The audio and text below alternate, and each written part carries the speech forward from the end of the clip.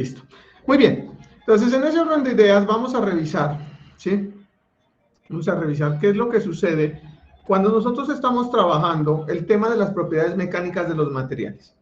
Una de las cosas importantes que ustedes tienen que tener en cuenta cuando estamos abordando un problema mecánico es que los materiales en sí están caracterizados por unas propiedades intrínsecas, ¿sí? Unas propiedades intrínsecas que, como su nombre lo indica, para los que no estamos relacionados con el tema, intrínseco se refiere a propio. Esas tres propiedades que son fundamentales para entender lo que vamos a empezar a abordar a lo largo de todo este curso son principalmente el módulo de elasticidad, el módulo de rigidez y la relación de Poisson. Ojo que esas características son fundamentales y ustedes en toda el área de la mecánica, ustedes la van a necesitar, ¿sí? Por ejemplo, en ingeniería estructural, esa propiedad se requiere para hacer el cálculo de los momentos internos y de las deflexiones y de toda una serie de elementos que ustedes van a aprender a calcular más adelante. Por ejemplo, en mecánica de suelos, es importante conocer los módulos de elasticidad de los suelos, las relaciones de Poisson, cuáles son los esfuerzos y las deformaciones que se tienen en túneles, ¿sí? En carreteras. Por ejemplo, el diseño de un pavimento se hace en función de las deformaciones permanentes o resilientes que puede tener un pavimento. Todos estos temas que nosotros estamos revisando, todos estos temas que estamos mirando, son importantes para que ustedes en cierto orden de ideas, ¿sí? Correlacionen la mecánica de materiales con todas las áreas de la ingeniería, ¿sí? En mecánica de fluidos es igual, ¿sí? En todas las áreas que ustedes como ingenieros van a abordar, las van a necesitar. Entonces es importante conocer cuáles son las propiedades intrínsecas. Cuando yo digo intrínsecas son propias, o sea, a nivel académico son valores que a ustedes le tienen que dar, o sea, profesor, o sea, eso significa que esos valores en los ejercicios siempre me los van a dar, sí, siempre le van a dar esos valores, ¿sí? Pero olvidémonos de cuál es el valor, sino que qué significan, y eso es a lo que nos vamos a enfrentar en esta charla. Muy bien, en ese orden de ideas, pues nosotros tenemos que empezar a caracterizar los materiales, ¿sí? De una manera que podamos comprender muy explícitamente cómo trabaja un material a tensión y a compresión. Estoy mostrando las figuras del libro del profesor Kibeler, a quien le doy los créditos, de una máquina universal. Esta es una máquina universal. Una máquina universal es sencilla. Profe, no estás compartiendo pantalla. ¿Perdón? No estás compartiendo pantalla, profe. Ah, perdón. Discúlpenme. Qué pena con ustedes. Les ofrezco disculpas.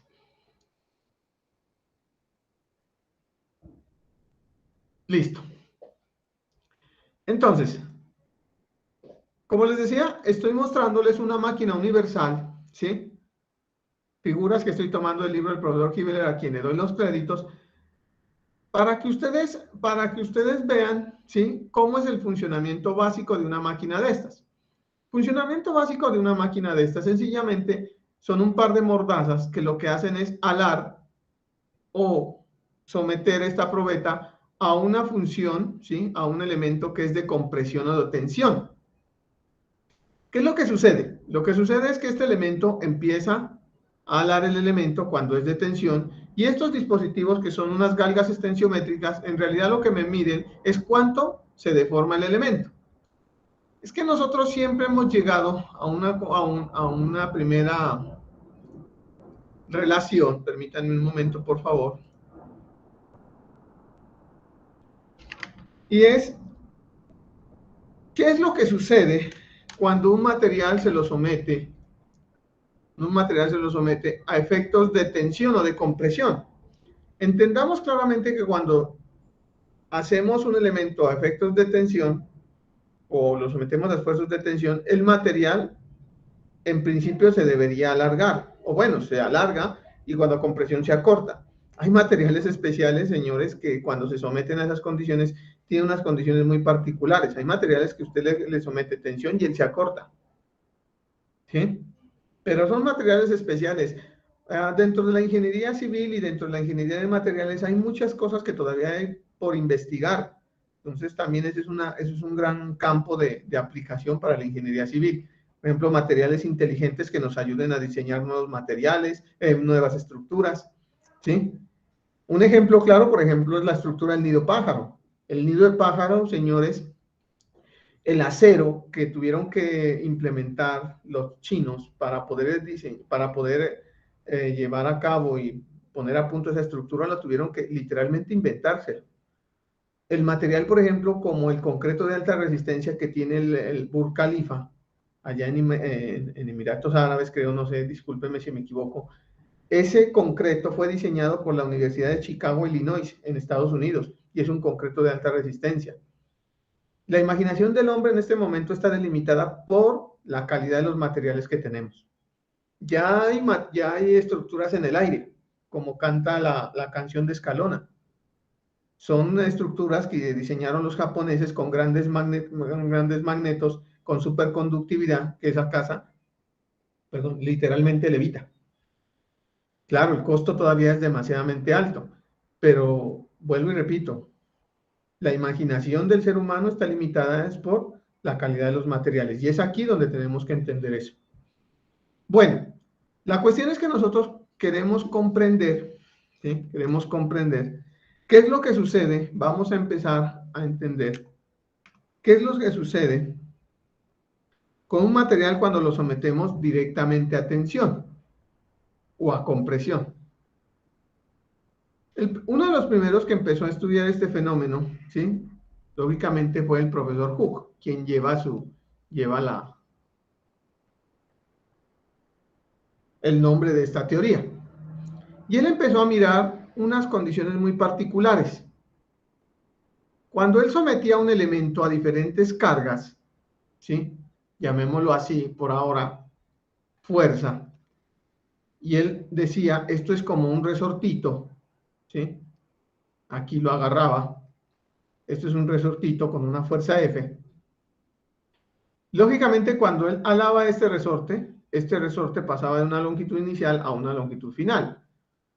Claro, soltaba el resortito y regresaba a su posición inicial. Lo alargaba más y posición. ¿Qué sucede? Digamos que esto era una deformación y él decía, mire, si yo llego al resortito y lo alargo esto, necesito esta fuerza para alargarlo esto, pero cuando lo suelto viene y se me recupera. Le aplico una fuerza más grande, se me alarga esto, lo suelto y se me recupera. Venía por acá, lo alargo, lo suelto y se me recupera. Pero llegaba un punto en que ya no se recuperaba. Pero entonces él se dio cuenta que la mayoría de materiales, hasta cierto valor, se recuperaba. Y eso lo llamaron una condición elástica, ¿sí? Y lógicamente, señores, lógicamente, que si nosotros tenemos fuerza, y esa fuerza la aplicamos sobre una superficie, pues nosotros vamos a tener un esfuerzo. ¿Listo? Pues de que tenemos un esfuerzo, si esta deformación que tiene él lo dividimos entre su longitud inicial, ¿sí? Entre su longitud inicial, lógicamente esta es una deformación. Y estas son las condiciones bajo las cuales, ¿sí? Se hace generalmente estos gráficos. Un gráfico de esfuerzo contra deformación unitaria. ¿Qué es lo que sucede con la mayoría de los, bueno, con algunos materiales, no la mayoría, pero con algunos materiales? Vamos a retomar el acero para entender muy bien esto. Lo que sucede es que el acero, ¿sí?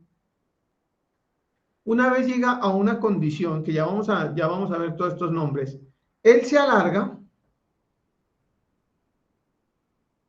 por favor, mucha atención aquí, él se alarga sin necesidad de más fuerza, o sea, sin necesidad de más esfuerzo, él se alarga, así como un chicle, ¿sí? Te toma una goma de mascar y la ala, sin mucha más fuerza, él se desprende.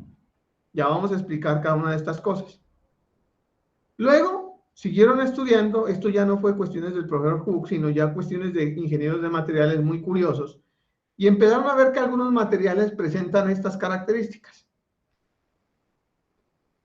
Alcanza un punto máximo de esfuerzo y luego se rompe. Pero ¿qué es lo que pasa? Que luego se dieron cuenta que este material, para que empiece a deformarse, necesita más fuerza, ¿sí? O sea, se endureció este material, se endureció.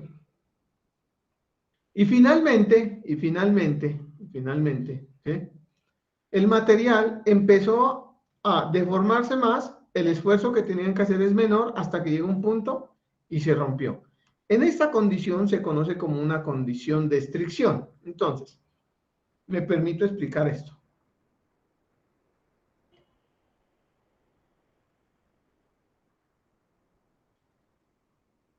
La primera, toda esta ingeniería de materiales se la ha dividido en unas zonas. Y cada una de estas zonas representa una condición. Una primera condición que se llama elástica. Una segunda condición que se llama plástica. Una tercera condición que se llama endurecimiento.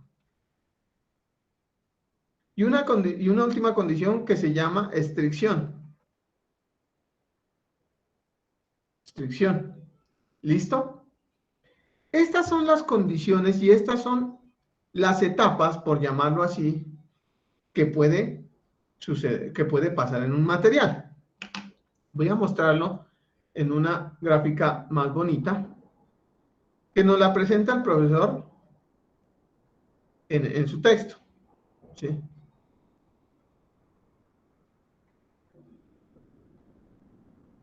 Esta es la gráfica de esfuerzo de formación unitaria, ¿sí?, de un material. Vamos a ver qué es lo que sucede. Lo que sucede es que se dieron cuenta que estas gráficas, todas estas gráficas tienen una propiedad, ¿sí?, o tienen unas características en cada una de las zonas. La primera la llamaron la región elástica. ¿Qué es la región elástica? Es aquella región, ingenieros, que donde si yo tengo un esfuerzo, por lo tanto una fuerza, menor que un valor dado, el material una vez retire esa fuerza, viene y se recupera. Se recupera otra vez. ¿Listo? Luego viene una condición que se llama condición de fluencia. ¿Qué es la condición de fluencia? La condición de fluencia es como les dije, ustedes llegan a un valor, ya vamos a hablar de esos valores, llegan a un valor y él se deforma solo, ¿sí? Sin necesidad de más fuerzas, él se deforma. Y es lo que le pasa al acero, es lo que le sucede al acero cuando nosotros, ¿sí?, estamos, por ejemplo, viendo que ese material se alarga así, las varillas se alargan solas, ¿sí?, sin necesidad de más fuerza. Claro, la fuerza que necesita para alargar una varilla es muy generosa, nosotros no lo podemos hacer, pero es la condición que sin necesidad de más fuerza, él cede. Es como, por ejemplo, y esta es una propiedad importante de ese material, y ya vamos a hablar por qué. Seguimos adelante en esta condición. Perdón. Seguimos adelante en esta condición y vamos a encontrar una condición que se llama una condición de endurecimiento. En esta parte, lo que se dice del material, ¿sí?, es que el material se necesita mucha más fuerza para alcanzar este valor. Ya vamos a hablar de este valor. Y finalmente encontramos la zona que se conoce como la zona de estricción. ¿Esta zona a qué se refiere? Esta zona se refiere principalmente a que el material, después de que llega a la máxima esfuerzo, ¿sí?, si la varilla es de este diámetro, ella empieza a contraerse. O sea, pasa de un diámetro así a un diámetro más pequeño, ¿sí? Y eso se llama estricción. Genera un cuello para empezar a generar una zona de falla para fracturarse. ¿Listo? Entonces, ¿qué es lo que sucede? Lo que sucede es que estas gráficas a nosotros nos representan muchas características importantes. La primera es la que van a conocer como sigma Y o el esfuerzo de fluencia, ¿sí? Este es el esfuerzo al cual el elemento alcanza la zona de fluencia. ¿Y qué es la zona de fluencia? Es aquella zona en la cual, ¿sí?, el material se alarga sin necesidad de más fuerza. Este es el límite elástico. Este punto intermedio es el límite elástico. Es aquel punto donde se supone es el límite entre la zona de fluencia y la zona elástica. Y este es el límite de proporcionalidad, que es aquel punto donde teóricamente se acaba, ¿sí?, se acaba la zona elástica, donde hasta este punto se puede estirar el material para que, si yo lo tengo aquí y lo suelto, le retiro la fuerza, él se recupera. En este pedazo que hay entre el punto 2 y el punto 3, que es como una zona de transición, ya el material ya no se le recupera.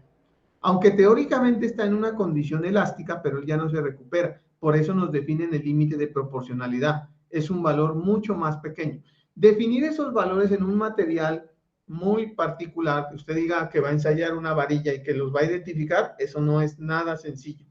La literatura y las investigaciones de mucha gente en estas áreas de materiales, pues han definido esos valores, pero que yo le diga, ¿existe un valor así? Difícil. Sin embargo, el valor de fluencia, ¿sí? Porque acá, si esto se llaman los límites de proporcionalidad en cuanto al esfuerzo, acá también habrían, este punto sería la deformación de fluencia. Y este valor es muy importante porque en los próximos cursos que ustedes van a ver, sobre todo de diseño de estructuras de concreto, les van a decir que ese valor de fluencia para materiales en Colombia, que es el acero, es 0.0021. Y les van a decir, por ejemplo, que el módulo, ¿sí? El módulo máximo del concreto es 0.003. ¿Sí? Pero este es el acero de fluencia. Y les digo que este valor lo van a necesitar mucho porque en función de este valor es que se calcula un parámetro que se conoce como la cuantía balanceada. Entonces, en Colombia este valor ya está establecido. ¿Listo? Tengan en cuenta eso, por favor, ingenieros. Entonces, hay que tener siempre en cuenta, ahora, este valor sigma U es importante,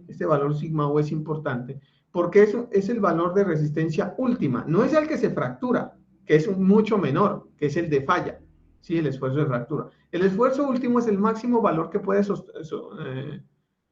resistir la estructura, y ese valor es importante en el diseño de estructuras metálicas.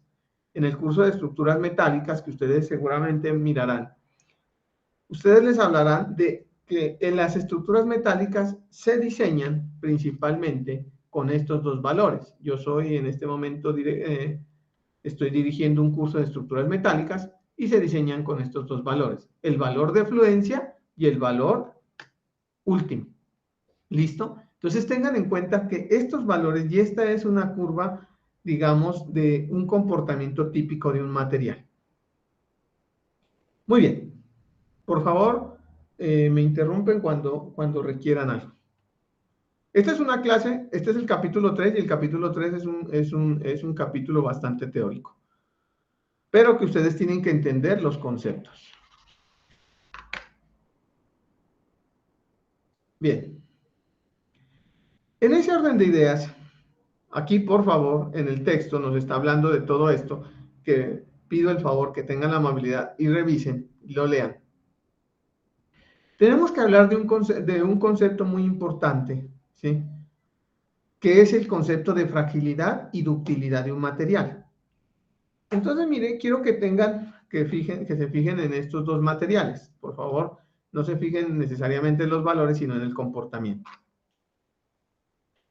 Un material, o bueno, para hablar más vale, voy a tomar, permítanme un segundo.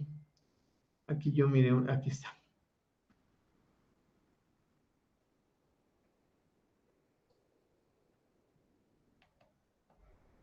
Quiero que entendamos muy bien esta gráfica, ¿sí?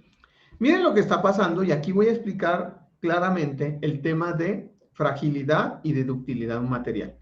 Miren lo que está pasando con estos tres tipos diferentes de aceros. Llamémosle acero 1, acero 2 y el acero 3. ¿Listo? ¿Qué es lo que sucede? Y esto, el acero, la resistencia del acero depende de la cantidad de carbono que tenga.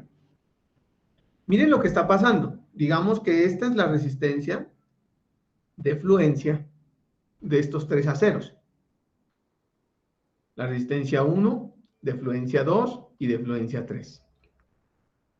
¿Qué nos está diciendo? ¿Qué nos está diciendo esta gráfica con estos tres aceros? Nos está diciendo que lógicamente el acero 3 tiene una resistencia de fluencia mucho más grande que el 2 y el 1.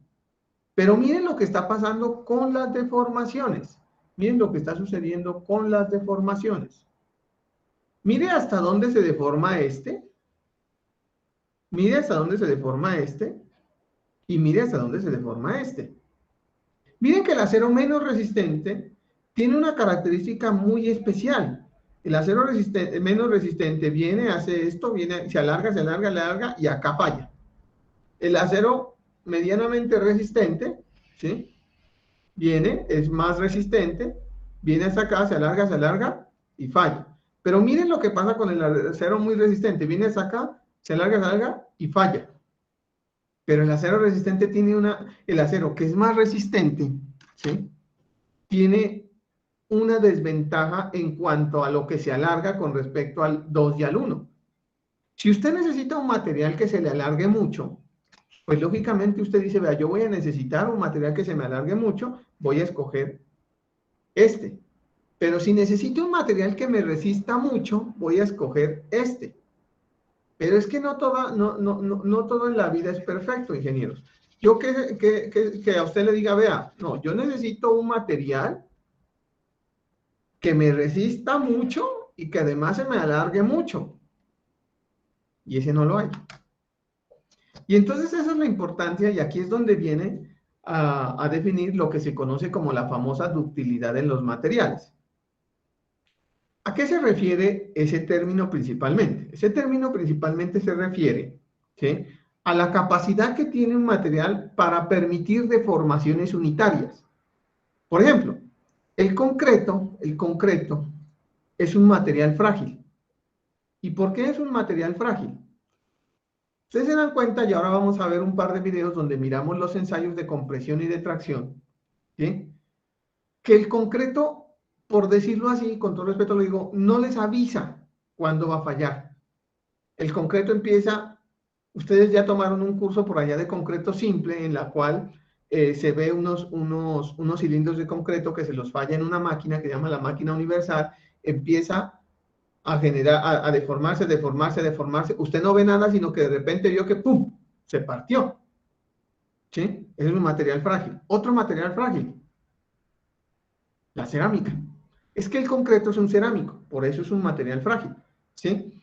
La cerámica, ¿sí?, la cerámica es un material muy frágil, ¿listo? Es un material muy frágil. Entonces, lo que sucede es que este material, ¿sí?, tiene una resistencia, pero no permite ductilidad. Entonces usted se podrá dar cuenta, yo le pregunto, la madera, ¿cómo será la madera?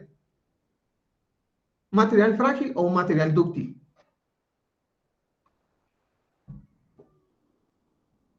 Frágil.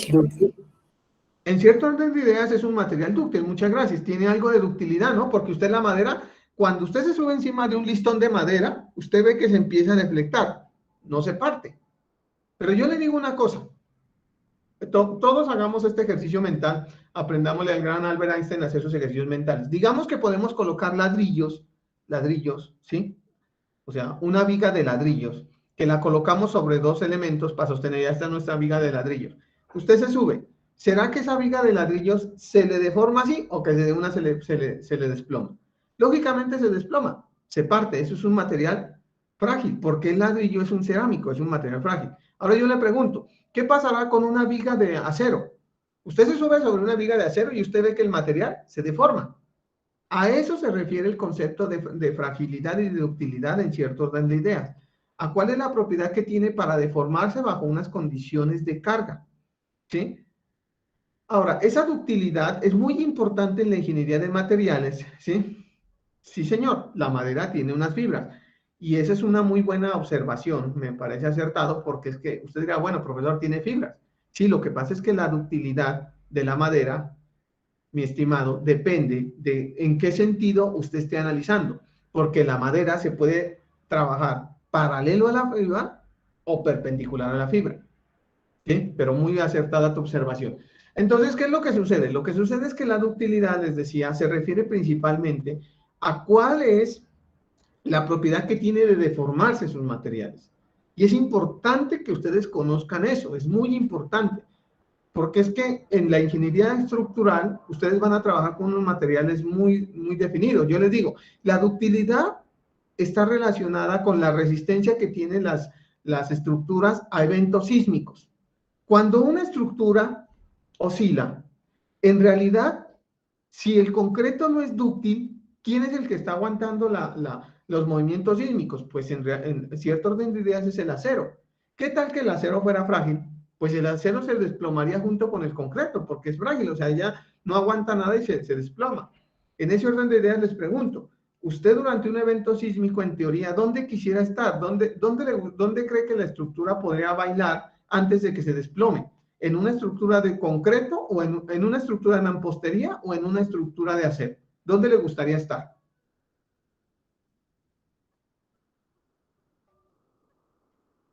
De acero. Lógicamente, ¿sí? En una estructura de acero, por favor, pueden contestar, o sea, pueden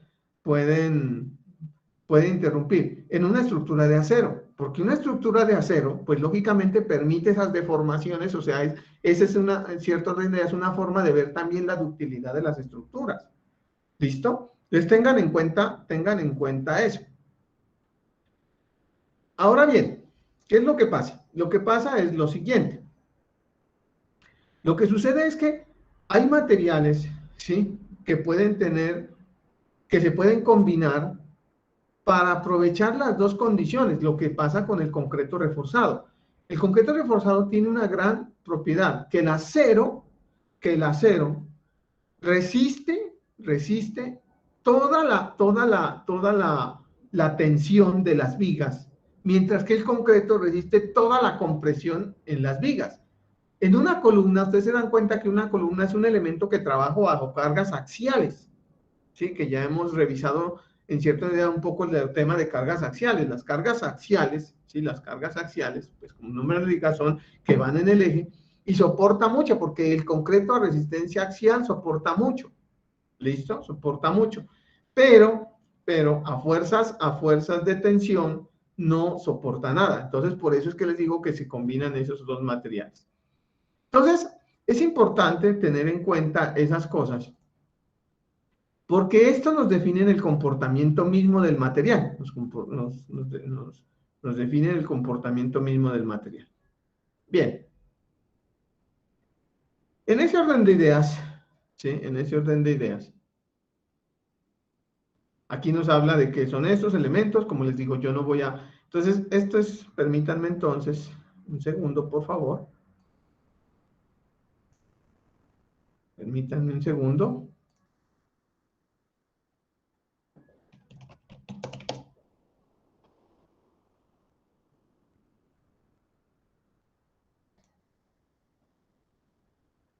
Por favor, me dicen, vamos a presentar un video de una universidad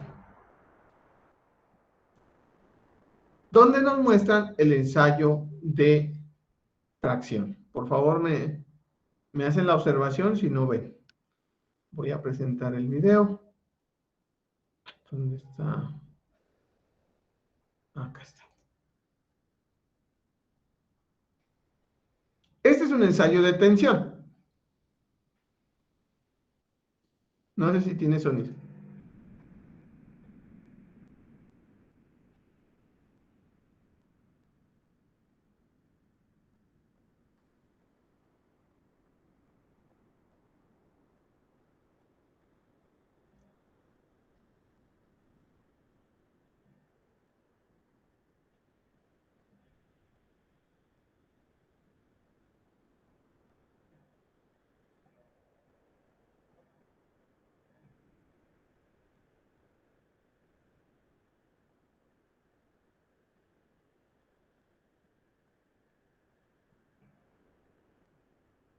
Esta es la restricción, la estricción.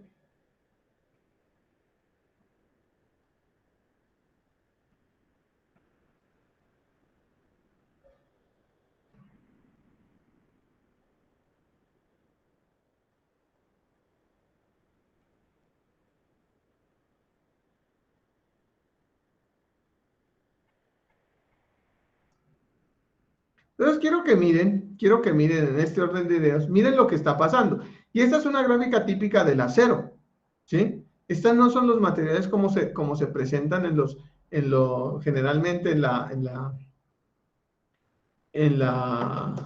digamos, en otros materiales como los materiales frágiles. Miren que aquí el elemento se rompió aquí, esto es la estricción, y se fracturó, ¿sí? Y se rompió. Entonces tengan cuidado que eso es muy importante. Y miremos un ensayo de compresión, ¿sí? Vamos a ver si aquí nos da un ensayo de compresión, que yo siempre lo tengo listo a la mano.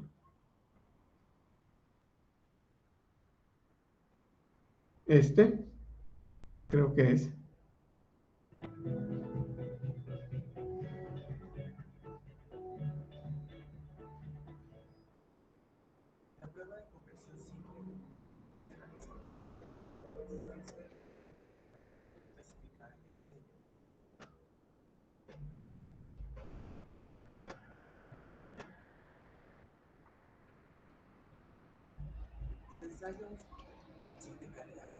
Lo paso a esta parte para que miremos específicamente el ensayo. Ustedes esto de pronto ya lo saben.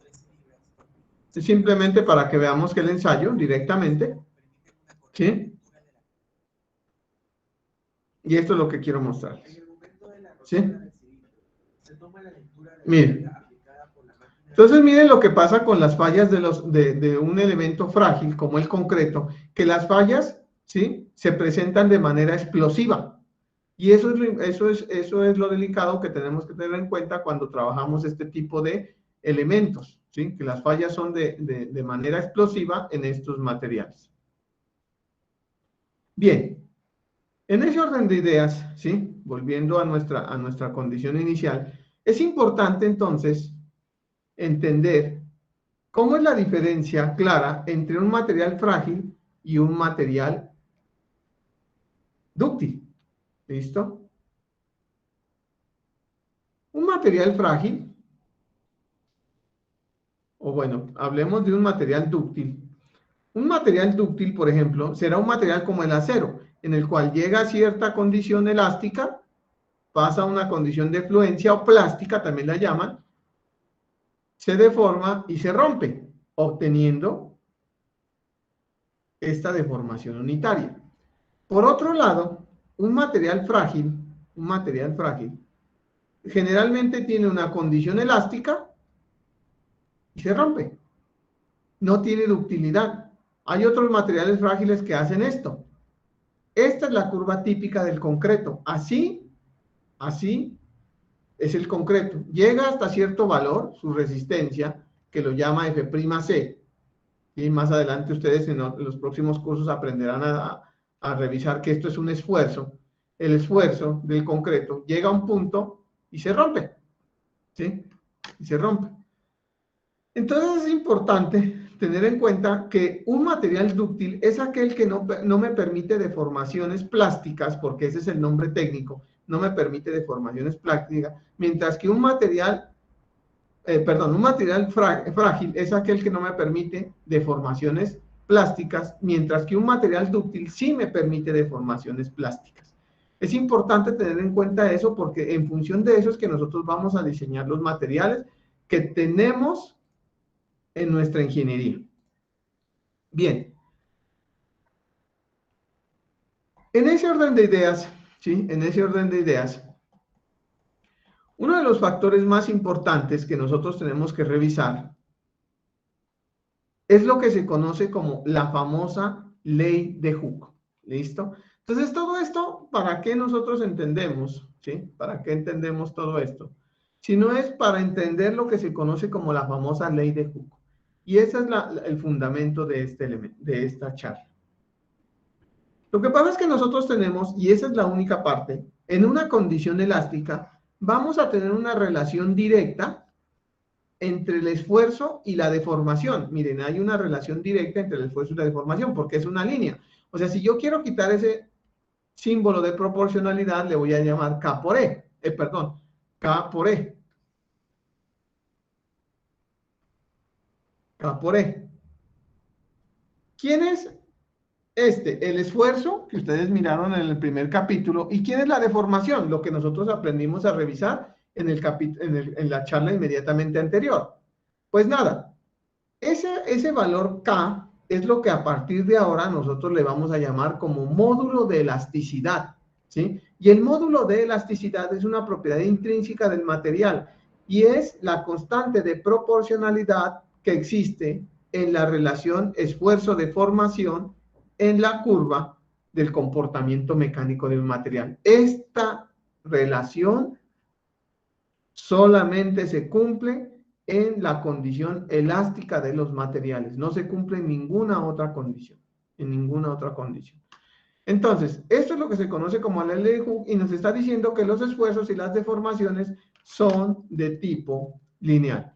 Es importante de que tengan en cuenta eso, porque es que en función de eso es que nosotros vamos a empezar a desarrollar todos los temas, ¿sí? Los 4 temas que son los pilares de la mecánica de materiales durante todo el desarrollo del curso. ¿Listo?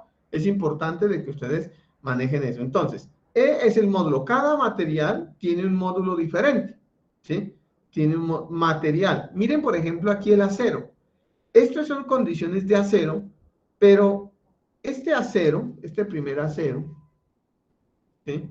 Digamos, este primer acero tiene esta ductilidad, este segundo acero, esta ductilidad, esta tercera, este más pequeño y este más pequeño. O sea, significa que aceros que contengan un contenido de carbono más alto son más resistentes, pero son menos dúctiles. Pero el módulo de elasticidad del acero, para un material como el acero, no importa la cantidad de carbono que tenga, es el mismo. Y el módulo de elasticidad del acero es 200 gigapascales, ¿sí? Por ejemplo, el módulo del concreto se va a tomar aproximadamente como 18 megapascales o 18 gigapascales. ¿Qué es eso entonces, profesor? Estos son propiedades intrínsecas del material, que para los que nos preocupa para la asignatura, solamente haciendo ejercicios, ¿qué es? ¿Siempre nos lo van a dar? Sí, porque es una propiedad intrínseca, ¿sí? Es una propiedad intrínseca.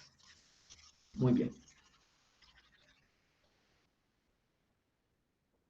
En ese orden de ideas, pues este capítulo yo lo tomo siempre como muy teórico, porque es que lo único que ustedes les dicen en este capítulo, ¿sí?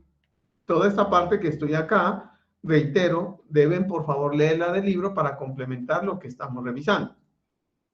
Finalmente terminamos esta primera parte de la charla hablando de 2 conceptos importantes que nos establece, ¿sí? Que nos establece la curva esfuerzo-deformación. Miren que en realidad, ¿qué nos está representando las áreas bajo la curva? Las áreas bajo la curva lo que nos están representando son energías. Todo esto que tenemos acá es lo que es la energía que necesitamos para deformar el cuerpo desde este punto hasta este punto. Y toda esta energía que está debajo de esto se llama como módulo de tenacidad.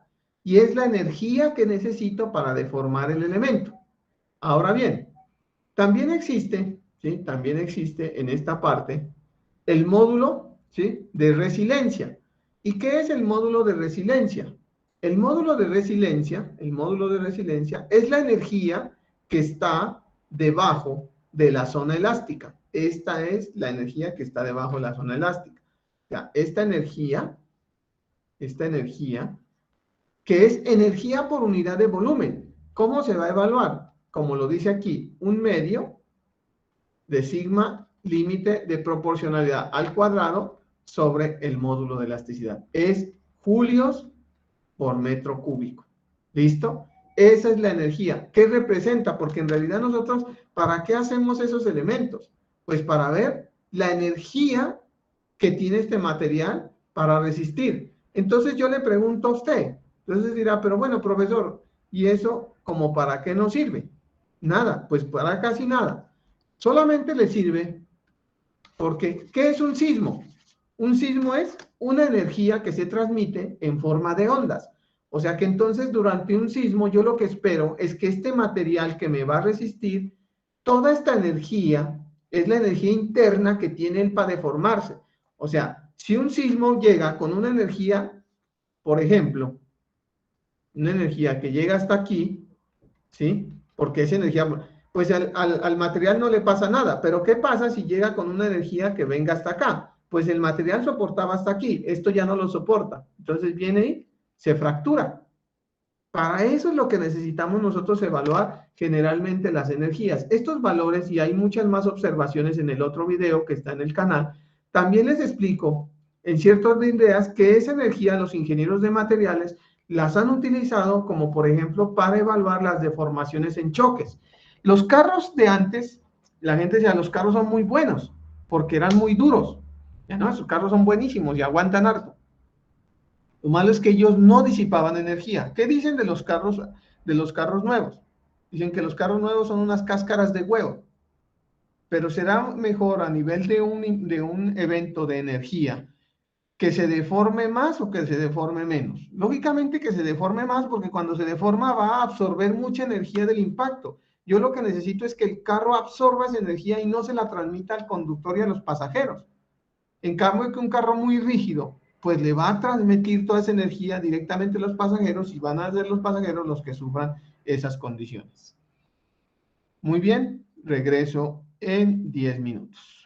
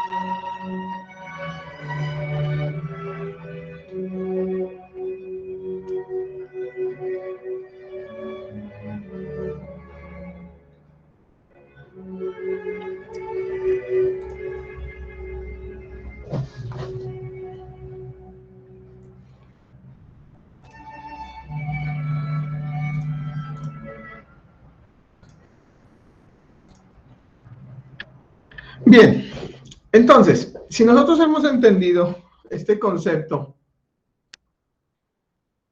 de ductilidad y relación de Poisson, ¿sí? Perdón, ductilidad y fragilidad, vamos a mirar qué es lo que sucede, con las otras condiciones. ¿A qué me refiero? Nosotros estamos diciendo, ¿sí? Prácticamente, que lo que vamos a trabajar durante el desarrollo del curso va a ser esta zona. Porque ya entender ese comportamiento y esto, la ingeniería de materiales lo ha entendido muy bien, ¿sí? Y lo han trabajado. Pero lo que sucede es que ya se salen del objeto del curso, sobre todo la resistencia a los materiales. Entonces, ¿usted qué es lo que va a considerar? Que la ley de Hooke siempre se cumple para una condición, ¿sí? De compresión o una condición de tensión. ¿Listo? Y que realmente, ¿para qué uno hace el ensayo de compresión y de tensión? Generalmente lo que hace es para encontrar el módulo de elasticidad del material, que es una propiedad intrínseca. Entonces, cuando tenemos fuerzas axiales, nosotros tenemos la ley de Hooke expresado de esta forma. ¿Qué es lo que sucede? Lo que sucede es lo siguiente. Lo que sucede es que si yo tengo, ahora no un material, ¿sí?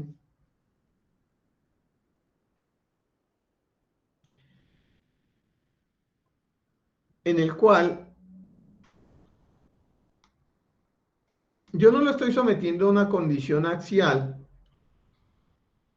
sino que lo estoy sometiendo a una condición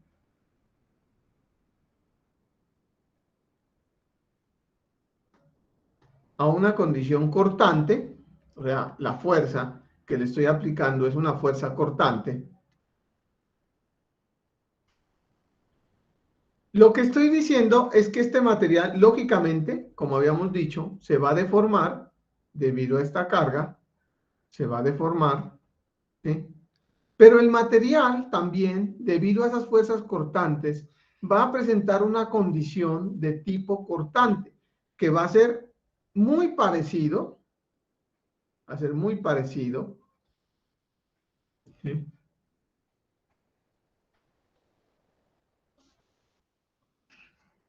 A una condición axial, pero donde el esfuerzo ya no va a ser el esfuerzo cortante, sino va a ser tau. Y la deformación unitaria no va a ser la deformación unitaria, sino que va a ser la distorsión. Entonces se va a decir que en ese orden de ideas, la ley de Hooke va a ser expresada de la siguiente forma. Una constante K por gamma. Entonces, esa constante tau es igual a esa constante G, de ahora en adelante la vamos a llamar G, que se va a llamar módulo de rigidez. Entonces, cuando tenemos una condición de fuerza cortante, la ley de Hooke también se cumple. O sea, los esfuerzos son proporcionales a las deformaciones, pero recuerden que las deformaciones en fuerza cortante son distorsiones. Entonces, los esfuerzos cortantes son proporcionales a las distorsiones, ¿sí? Por medio de un módulo que se llama el módulo de rigidez. Tanto el módulo de elasticidad como el módulo de rigidez, pues tienen las unidades de presión, de megapascales. ¿Listo? Y hay una relación importante que dice que el módulo de rigidez es igual a E sobre 2 por 1 más nu. En esta expresión nosotros conocemos todo, pero ¿qué es esta cuestión de nu? Esta cuestión de nu, este nu, es lo que se llama como esta cuestión nu, es lo que se conoce como el módulo de Poisson.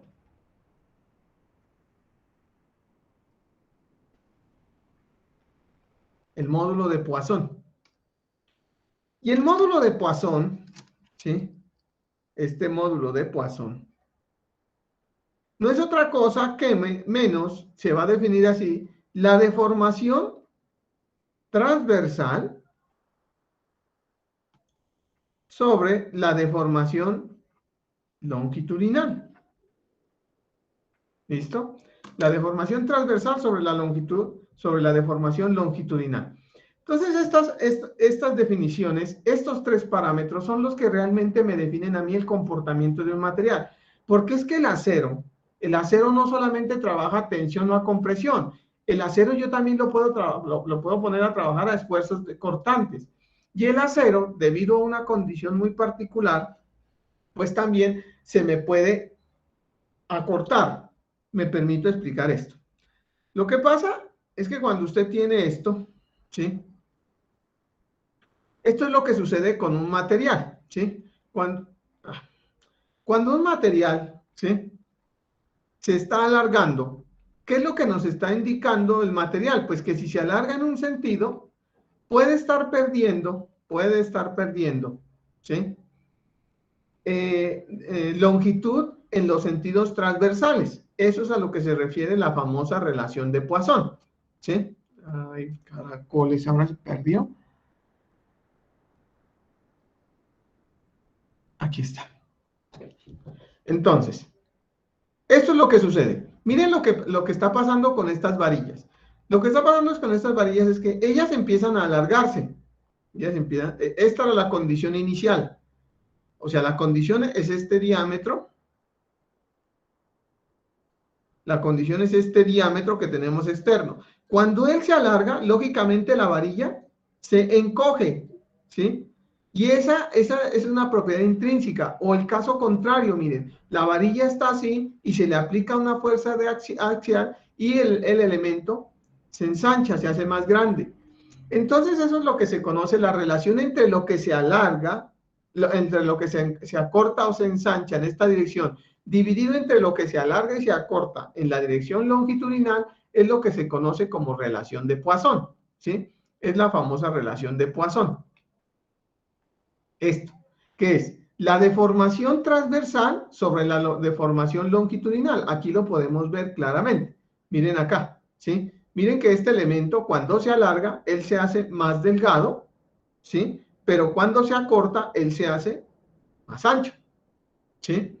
Entonces hay que tener en cuenta que esas tres propiedades como tal, esas tres propiedades que son el módulo de elasticidad, ¿sí?, el módulo de elasticidad, la relación de Poisson, ¿sí?, la relación de Poisson, ¿qué es que estoy diciendo? El módulo de elasticidad, la relación de Poisson y el módulo de rigidez son las propiedades intrínsecas de los materiales. Este capítulo 3 es un capítulo teórico y no, yo la verdad les digo muchachos de la manera más respetuosa, yo de esto dejo los conceptos y pregunto sobre los conceptos.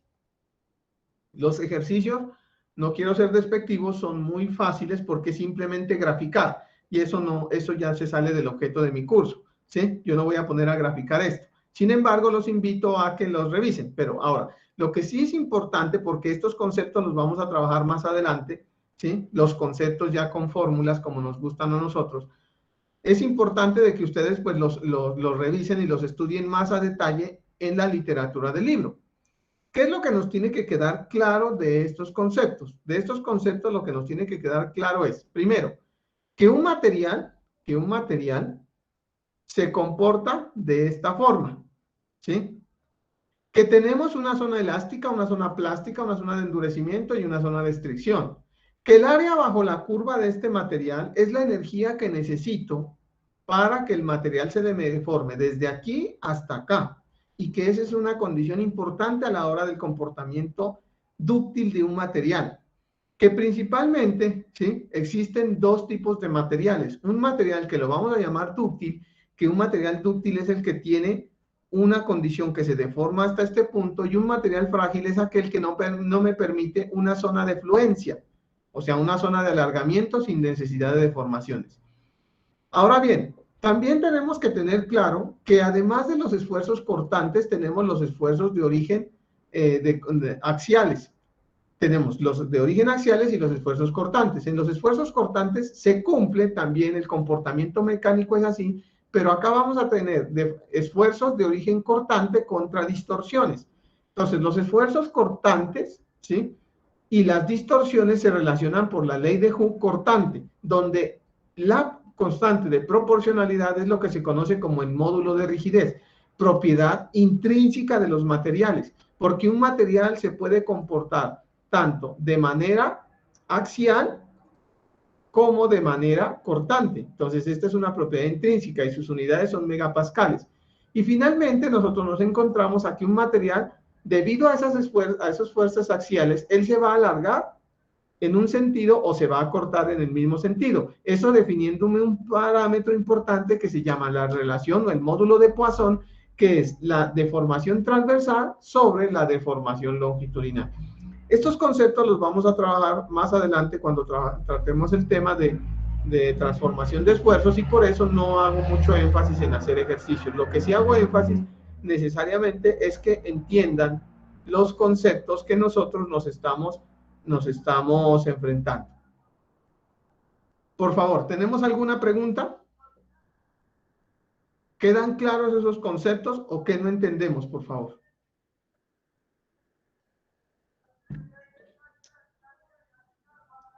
¿Está claro? Sí, señor, está claro. Sí, profe, todo claro. Bueno, muchas gracias. Entonces, quedamos así. Les invito, les digo, por favor, del capítulo 3, que es el que acabamos de abordar, lean la teoría para que complementen lo que yo hice. Lean la teoría. Este video lo voy a subir como un video especial porque ustedes tienen ahí más teoría, más cosas de este capítulo. No es que vayan a hacer así las clases, simplemente porque, como les digo, yo enfoco esto así, a teoría, porque los conceptos es lo que necesitan ahorita. Y a partir del lunes vamos a abordar el capítulo 4, que el capítulo 4 ya nos induce directamente al comportamiento axial. Entonces ahí ya vamos a aplicar la ley de Hooke, por eso no la hago acá, porque ya vamos a aplicar la ley de Hooke para empezar a encontrar las deformaciones y los esfuerzos en materiales debidos a fuerzas axiales. Listo, señores, muchísimas gracias. Entonces los espero el lunes, espero que lean la parte teórica del capítulo 3. Les deseo feliz día, muchachos. Muchas gracias, profe. Hasta luego. Vale, profe, muchísimas gracias. Gracias, profe. Hasta luego. Gracias.